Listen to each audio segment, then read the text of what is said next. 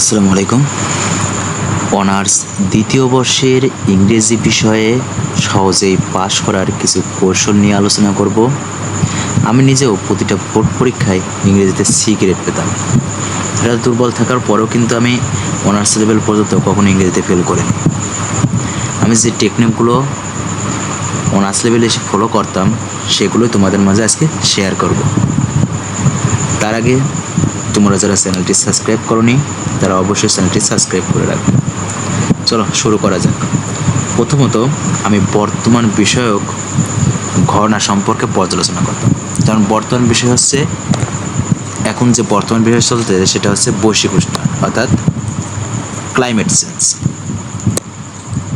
Climate change এই বিষয়টা কিন্তু বর্তমানে খুবই আলোচিত বিষয়। এইরকম যে বর্তমান যখন অনার্স দ্বিতীয় বর্ষের পরীক্ষা হবে তখন বর্তমান যে বিষয় বা যে ঘটনাগুলো রাষ্ট্রের মধ্যে হবে সেই বিষয়ের পরিপ্রেক্ষিতে কিন্তু প্যারাগ্রাফ, পোস্টার, অন্যান্য বিষয়গুলো কিন্তু আসে। সেই বিষয় সম্পর্কে কিন্তু আমি আগে ধারণা নিতাম।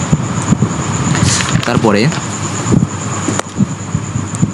দ্বিতীয়ত যে অ্যাপ্লিকেশন লেটার, সিভি, পোস্টার এসব বিষয়গুলো আছে এগুলোর আমি শুধু নিয়মগুলো পড়তাম। এবং তৃতীয়ত হচ্ছে গ্রামারের যে সাইটগুলো আছে, গ্রামার সাইটের যে বোর্ড কোশ্চেন আছে সেই বিগত বোর্ড কোশ্চেনগুলো ফলো করতাম এবং যে রুলসটা সব থেকে বেশি দেখতাম যে আছে সেই রুলসের নিয়ম অনুযায়ী ওই গ্রামার সাইটটা আমি বেশি করে করতাম। এরপরে যে সহজ বিষয়গুলো আছে যেমন আর্টিকেল, পাংচুয়েশন, তারপর যে প্যাসেজের যে সামারি থাকে সেই সামারি এগুলো কিন্তু সহজ, এগুলো কিন্তু আমি বেশি করে দেখতাম। এবং প্রতিনিয়ত আমি একটা করে হলো পরও ইউটিউব থেকে কিন্তু আমি ভিডিও দেখতাম, ইউটিউব থেকে ভিডিও ক্লাস করতাম। কখনো কিন্তু প্রাইভেট পড়তাম, কখনো কিন্তু প্রাইভেট পড়ি নাই। এভাবে যে বিগত যে বোর্ড প্রশ্নগুলো আছে সেই বোর্ড প্রশ্নগুলোর যে গ্রামার সাইটের যে নিয়মগুলো আছে সেই নিয়মগুলো অনুযায়ী যে প্রশ্নগুলো থাকতো এবং গাইড দেখতাম যে এই নিয়ম অনুযায়ী কোন রুলসটা বা অনেকগুলো যে উদাহরণ থাকে গাইডে সেই রুলসগুলো কিন্তু বেশি করে করতাম।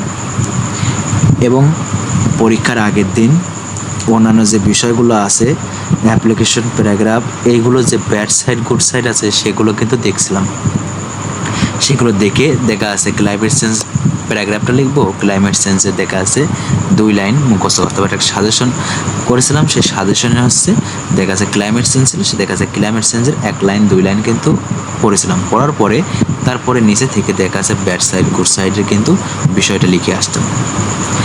এভাবে কিন্তু অনার্স লেভেলটা পার করা। এবং এভাবে তোমরা যদি পড়ো এবং প্রতিনিয়ত যদি কোনো একটা টপিক সম্পর্কে মনে করো রাইট ফ্রম আউট ভার্বস, এই রাইট ফ্রম আউট ভার্ব সম্পর্কে তুমি যদি ইউটিউবে সার্চ দাও তাহলে কিন্তু অনেকগুলো ভিডিও আসবে। রাইট ফ্রম আউট ভার্ব সম্পর্কে তুমি ভিডিও দেখে সেখান থেকে তুমি কিছু শিখতে পারলে অর্থাৎ সেই রুলসগুলো তুমি খাতায় লিপিবদ্ধ করবে। এভাবেই কিন্তু তুমি সহজে ইংরেজিতে পাশ করতে পারবে। তাছাড়া পরীক্ষার দেখাচ্ছে 1-2 দিন পরে সেক্ষেত্রে কিন্তু দেখাচ্ছে তুমি অ্যাপ্লিকেশন, যে সিভি, লেটার, পোস্টার এগুলো সব নিয়ম কিন্তু পড়ে শেষ করতে পারবে না। সেক্ষেত্রে তোমার এখন থেকেই শুরু করতে হবে। এবং পরীক্ষার আগ পর্যন্ত যদি সময় পাও প্রতিদিন 10 থেকে 20 মিনিট তুমি ইউটিউবে যেখানে একটা করে তুমি ভিডিও দেখবে।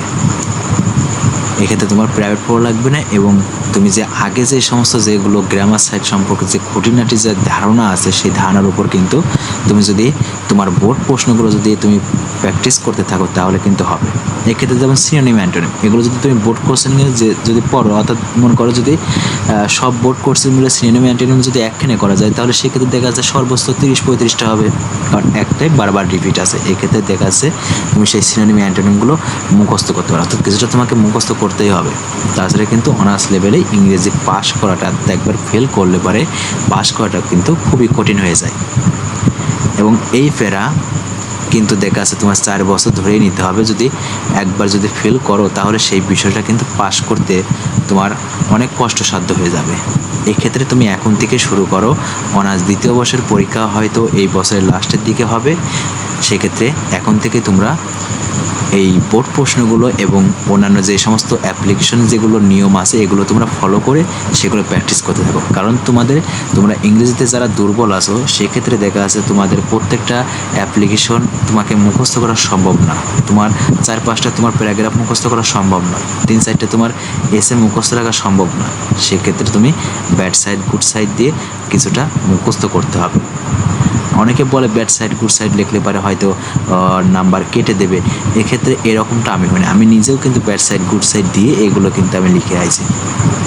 এভাবে তোমরাও পড়তে থাকো, তাহলে অবশ্যই তোমরা পাস করবে।